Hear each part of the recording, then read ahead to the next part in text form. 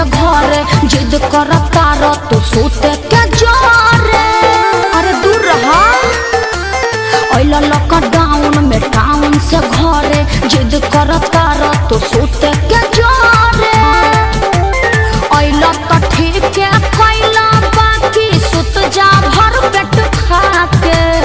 ओइला तो ठीक है खइला बाकी सुत जा भर पेट खा के। अरे बुझला